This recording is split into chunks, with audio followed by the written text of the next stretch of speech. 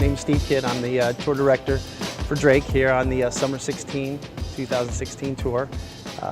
Guy Pavelo and myself started working together, I want to say 2012 is when I was first introduced to Drake.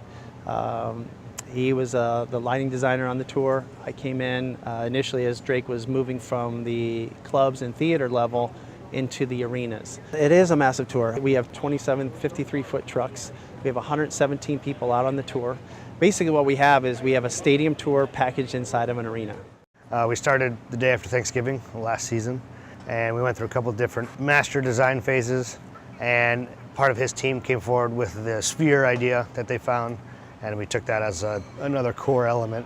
There are 780 spheres and winch combinations that work together via the console. We're using a whole bunch of the SolaWash LED fixtures to light from above. The UV ring component actually helps change the tint and the colorization of the ball and what's actually going on within it. And that was one of the bonuses out of it. So that was a good component, but also just the amount of power coming out of the head on the LED side of things. You know, we could off shade and off tint the balls themselves, and they actually look brighter than they would be if it's just the LED that's inside of it.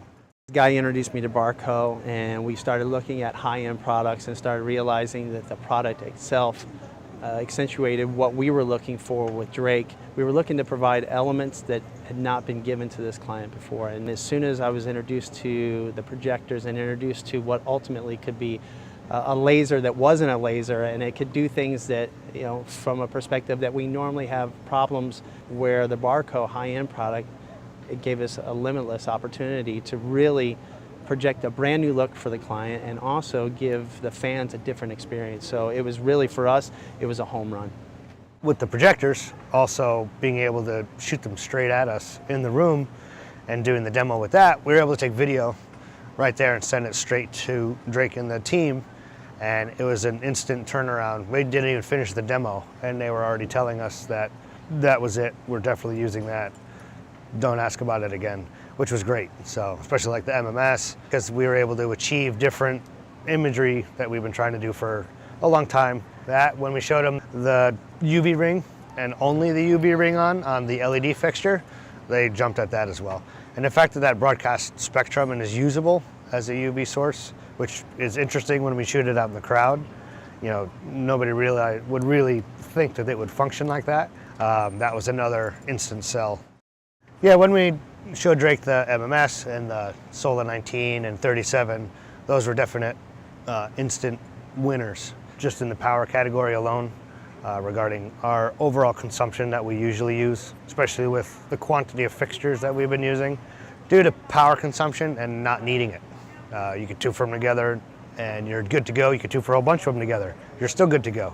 And then the amount of output you get compared to a conventional style moving with the lamp and all that, you don't have to deal with all that. The fans are smaller. They stay cleaner longer. You know, we have an enormous amount of pyro on the show. And of course, every single thing up there is getting dirty. There's no way around it, no matter what you do. But those are not as dirty as some of the others that are using bigger fans. So it's a bonus on that side. And you know, you turn it on and you know it's gonna work. You're not hoping the lamp strikes today. So the SolaSpots for us has been a game changer in so many ways of producing this particular look for Drake, because Guy has the ability creating both the mood and moments, and that's the SolaSpot. I think we were able to create those moments that people remember for years to come. Yeah, when we pulled the HDF, we went for the 30 range as opposed to the 20s, just because we wanted the output and the oomph, and it also paired up nicely with the MMS head itself. We do use the zoom and focus features via the console on the different lenses as well. So we feel we've been putting them through their paces as well, as far as we can. It's also interesting because they all face straight up, so all the pyro goes straight down into them, and they don't falter out and fail. They've been robust and put up there with a forklift every day. They're taken down with a forklift every day. You know, they're not manhandled, but you know, the kid gloves don't exist on a show of this size. So they actually hold up and travel well and have had zero issue. having the technology, having the support cast, and having everybody believe in the same thing that we're believing in, because at the end of the day, it's a show. We're producing a show that we're touring all around the world. The relationship with Barco and High End in general was furthered by not only the presentation of the product that we were looking for, but knowing that we're going to have a longer relationship in the future because of the technology, the commitment behind the product, and the team that support the product.